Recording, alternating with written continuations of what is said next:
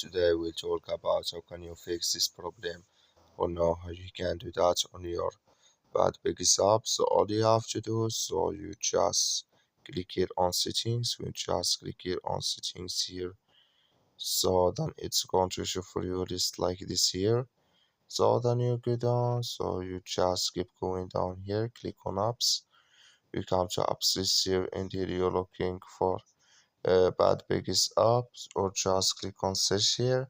So then here at bad biggest app it's going to show for you like this. Click on it. So then it's going to take you to this list here. So then you click here on for stop. Click on OK. Then you go down, just click on storage. Come to storage list here. Just click here on clear cache.